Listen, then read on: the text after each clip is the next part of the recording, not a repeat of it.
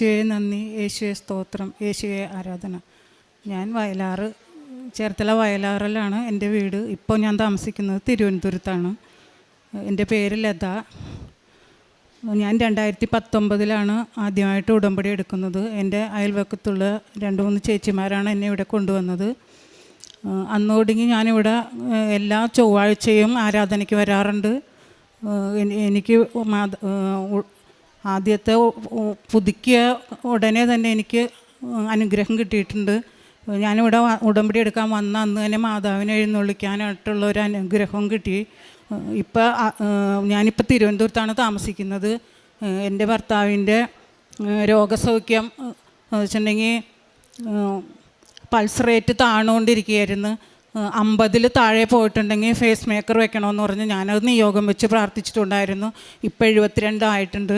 എനിക്ക് ഷുഗർ 600 മേളിലായി. ഒരു ദിവസം 2-3 പ്രാവശ്യം വരെ അവർ ചെക്ക് ചെയ്തിട്ടുണ്ട്. അവർക്ക് റീഡിങ് കിട്ടുന്നില്ല എന്നും പറഞ്ഞുകൊണ്ട്.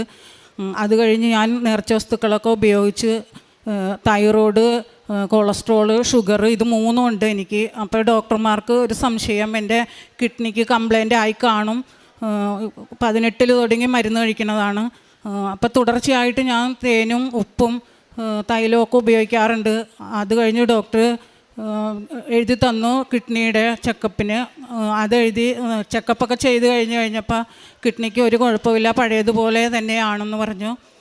പിന്നെ ഈ എൻ്റെ മരുമകൻ സിവിൽ എൻജിനീയറായിട്ട് പ്ലാനൊക്കെ വരച്ചു കൊടുക്കും. കെട്ടിടങ്ങൾ കോൺടാക്റ്റ് എടുത്ത് ചെയ്യും. ഒരിടയ്ക്ക് അവന് തീരെ വർക്ക് കിട്ടാത്ത ഒരവസ്ഥ വന്നു. അപ്പം ഞാൻ നിയോഗം വെച്ച് പ്രാർത്ഥിച്ചിരുന്നു. ഇപ്പോൾ ഒരു 5-6 വീടെങ്കിലും അവൻ പണിതുകൊണ്ടിരിക്കുകയാണ്. നിലവിലിപ്പോൾ ഒരുപാട് വർക്കുണ്ട്. സെപ്റ്റംബർ 26 എനിക്കൊരു വലിയ ആക്സിഡൻറ്റ് നടന്നു. ആലുവയിൽ നിന്ന് പാലാരിവട്ടത്തേക്ക് പോരുമ്പോൾ, ആലുവയിൽ നിന്ന് തിരുവനന്തപുരത്തേക്ക് പോരുമായിരുന്നു. പാലാരിവട്ടത്ത് മെട്രോയുടെ അവിടെ വന്നു കഴിഞ്ഞപ്പോൾ മെട്രോ തൂണിലിടിച്ച് കാറ് ഭയങ്കരമായ ആക്സിഡൻറ്റ്. ആ കാറ് കണ്ടു കഴിഞ്ഞാൽ ഞങ്ങൾ 2 പേരും, ഞാനും ഉണ്ടായിരുന്നു, ഭർത്താവും ഉണ്ടായിരുന്നു, ഞങ്ങൾ 2 പേരും രക്ഷപ്പെടുമെന്ന് ആരും വിചാരിച്ചില്ല. എനിക്ക് ഹസ്ബൻഡിന് കണ്ണട കുത്തിക്കൊണ്ട് കണ്ണടയുടെ ഗ്ലാസ് കൊണ്ടിട്ട് ഒരു 4 സ്റ്റിച്ച് ഉണ്ടായിരുന്നു. ഡ്രൈവർ സീറ്റിൻ്റെ അവിടെ മൊത്തം തകർന്നായിരുന്നു. പക്ഷേ അദ്ദേഹത്തിന് ഒരു അപകടവും പറ്റിയില്ല. എനിക്ക് സീറ്റ് ബെൽറ്റ് ടൈറ്റായിട്ട് ഈ തോളെല്ലിൻ്റെ അവിടെ ഒരു പൊട്ടലുണ്ടായിരുന്നു, വാരിയെല്ലിനും ഒരു പൊട്ടലുണ്ടായിരുന്നു. കാറ് നന്നാക്കാനും പറ്റില്ല, തവിട് പൊടിയായി. കഴിഞ്ഞ ആഴ്ചയിലാണ് അത് ആക്രിക്കാർ 20,000 രൂപയ്ക്ക് ആ കാർ എടുത്തത്. അത്ര വലിയ അപകടത്തിൽ നിന്നാണ് ഞങ്ങൾ രക്ഷപ്പെട്ടത്. മാതാവിൻ്റെ വെഞ്ചിരിച്ച ഫോട്ടോയും കൊന്തയും അതിൻ്റെ കാറിനകത്ത് വെച്ചിട്ടുണ്ടായിരുന്നു. അതിനൊന്നും യാതൊരുവിധ അപകടവും പറ്റിയിട്ടില്ല, പൊട്ടലുമില്ല. ആ കാറ് തിരിച്ച് ആക്രിക്കാർക്ക് കൊടുത്തപ്പോൾ ഞാൻ ആ ഫോട്ടോയും കൊന്തയൊക്കെ എടുത്തുകൊണ്ട് പോന്നായിരുന്നു. അങ്ങനെ വലിയൊരു ആപത്തിൽ നിന്നാണ് ഞങ്ങൾ രക്ഷപ്പെട്ടത്. പിന്നെ എനിക്ക് നേർച്ച വസ്തുക്കളിൽ നിന്ന് ഞാൻ ഒരുപാട് പേർക്ക് നേർച്ച വസ്തുക്കളൊക്കെ കൊടുക്കാറുണ്ട്. അവർക്ക് രോഗസൗഖ്യങ്ങളൊക്കെ ഉണ്ടാകാറ്. ഇപ്പം എൻ്റെ 43 വർഷമായിട്ട് ഭയങ്കര പുകവലിയെന്ന് പറഞ്ഞാൽ ഒരെണ്ണം കത്തിച്ച് അത് തീരണേക്കുമ്പോൾ അടുത്തത് കത്തിക്കുമായിരുന്നു. അങ്ങനെയായിരുന്നു. ഇപ്പം ആ 43 വർഷമായിട്ടുള്ള പുകവലി നിയോഗം വെച്ച് പ്രാർത്ഥിച്ചതിന് ശേഷം അത് മാറിക്കിട്ടി. അതുപോലെ തന്നെ ജോലി കഴിഞ്ഞ് വന്നു കഴിഞ്ഞാൽ 5 മണിക്ക് ജോലിയും കഴിഞ്ഞ് വന്നു കഴിഞ്ഞിട്ടുണ്ടെങ്കിൽ കൂട്ടുകാരനുമായിട്ട് ചീട്ട് കളിക്കാനിരുന്ന രാത്രി 2 മണി വരെയൊക്കെ ഇരുന്ന് ചീട്ട് കളിക്കും. എനിക്ക് സമയത്ത് ഭക്ഷണം കഴിക്കാൻ ഒന്നിനും പറ്റാത്തൊരവസ്ഥയായിരുന്നു. അത് ഞാൻ നിയോഗം വെച്ചിട്ടുണ്ടായിരുന്നു. ഇപ്പം ചീട്ടുകളിയേ ഇല്ല. അങ്ങനെ എനിക്ക് നിയോഗം വെച്ച് പ്രാർത്ഥിക്കണേലും കൂടുതലായിട്ട് കാര്യം അച്ഛൻ്റെ ആരാധനകൾ കൂടുമ്പോൾ ഞാൻ കമൻ്റ് ഇട്ട് ഓരോ ആവശ്യങ്ങൾ പ്രാർത്ഥിക്കാറുണ്ട്. കാര്യങ്ങളാണ് എനിക്ക് കൂടുതൽ സാധിച്ചിരിക്കുന്നത്. എന്ന് വെച്ചിട്ടുണ്ടെങ്കിൽ ഹസ്ബൻഡിന് ജോലി ചെയ്യാൻ പറ്റാത്തൊരവസ്ഥ വന്നു കഴിഞ്ഞപ്പോൾ ഒരു ഓട്ടോറിക്ഷ, കൂട്ടുകാരൻ്റെ ഒരു ഓട്ടോറിക്ഷ ഓടിക്കൊണ്ടിരിക്കുകയായിരുന്നു. അതെന്തോ കാരണം ആ ഓട്ടോറിക്ഷ പിന്നെ ഓടിക്കാൻ പറ്റാത്തൊരവസ്ഥ വന്നപ്പോൾ ഇതുപോലെ അച്ഛൻ്റെ ആരാധനയിൽ ഞാൻ കമൻ്റ് ഇട്ട് പ്രാർത്ഥിച്ചിരുന്നു. ഒരു സെക്കൻഡ് ഹാൻഡ് ഓട്ടോറിക്ഷ എടുത്ത് ഓടിക്കാനായിട്ടുള്ള ഒരു കൃപ നൽകണമെന്ന് പറഞ്ഞായിരുന്നു. പക്ഷേ ഒരു പുതിയ ഓട്ടോറിക്ഷ തന്നെ സ്വന്തമാക്കാനായിട്ട് പറ്റി. ഒരുപാട് അനുഗ്രഹങ്ങൾ എനിക്ക് കിട്ടിയിട്ടുണ്ട്. നേർച്ച വസ്തുക്കളായാലും മറ്റുള്ളവർക്കായിട്ടും നേർച്ച വസ്തുക്കൾ കൊണ്ട് ഒരുപാട് കാര്യങ്ങൾ എനിക്ക് സാധിച്ചു കിട്ടിയിട്ടുണ്ട്. യേശുവിനും മാതാവിനും 1000 കോടി നന്ദി പറയുന്നു. കാരുണ്യപ്രവർത്തനം എനിക്ക് തിരുവനന്തപുരത്തായതുകൊണ്ട് എനിക്ക് പത്രം ഓരോരോ സ്ഥലത്ത് കൊണ്ടു നടന്ന് കൊടുക്കാൻ പറ്റാറില്ല. പക്ഷെ ഞാൻ ചേർത്തലയിൽ വരുമ്പോൾ ഇവിടെ നിന്ന് പത്രം മേടിച്ച് ഞാൻ ചേർത്തലയിൽ വയലാറിൽ ചെന്ന് അവിടെയൊക്കെ കൊടുക്കാറുണ്ട്.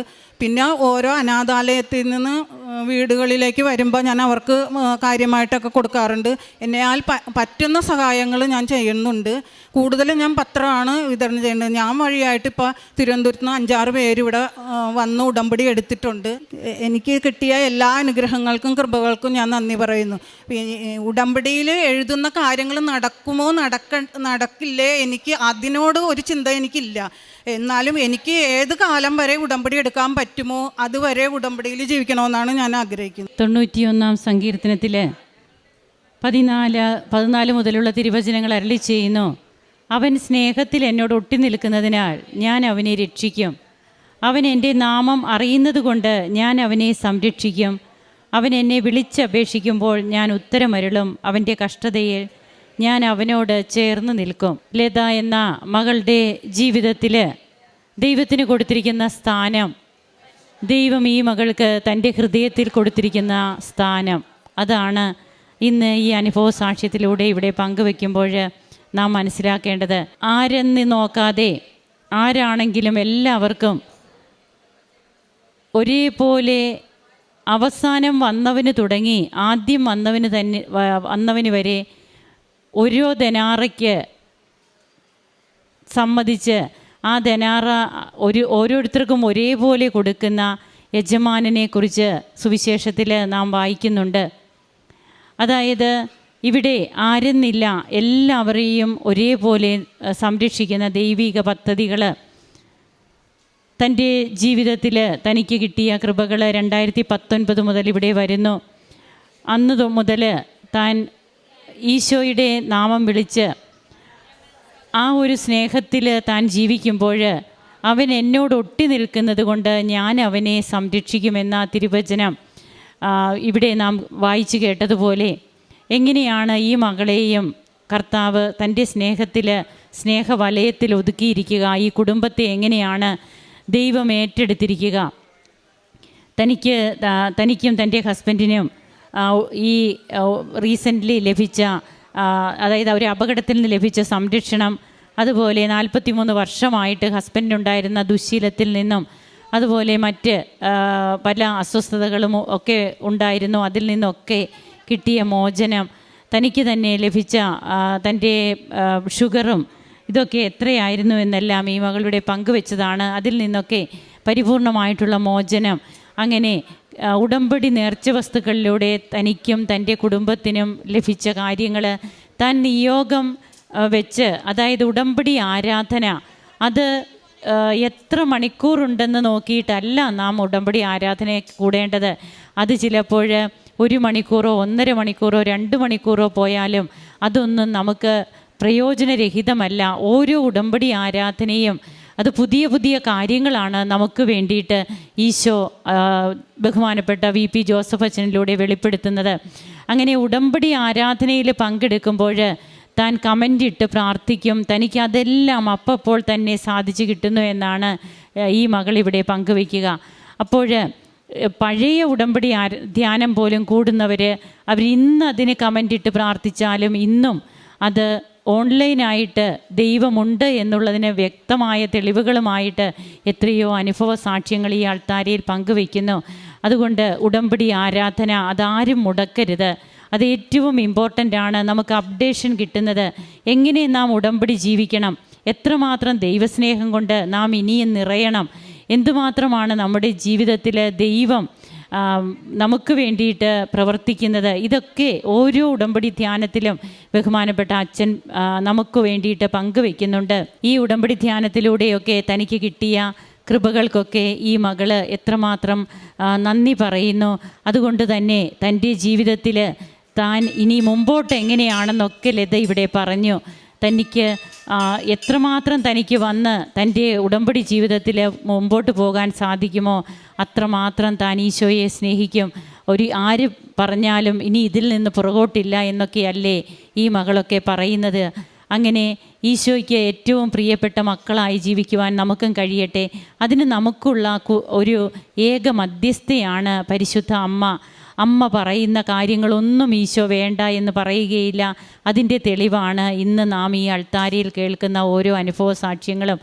ദൈവം നമ്മെ അനുഗ്രഹിക്കട്ടെ. കരങ്ങളടിച്ച് നമുക്ക് ദൈവത്തെ മഹത്വപ്പെടുത്താം. അത്യപൂർവ ദൈവാനുഭവങ്ങൾ ഇനി നിങ്ങൾക്കും സ്വന്തം. ഈ യൂട്യൂബ് ചാനൽ ഇതുവരെ സബ്സ്ക്രൈബ് ചെയ്തിട്ടില്ലെങ്കിൽ ഇപ്പോൾ തന്നെ സബ്സ്ക്രൈബ് ചെയ്യുക. ഈ വീഡിയോ ഇപ്പോൾ തന്നെ നിങ്ങളുടെ സുഹൃത്തുക്കൾക്ക് ഷെയർ ചെയ്തുകൊണ്ട് കർത്താവിൻ്റെ പ്രേക്ഷിതരാകുക.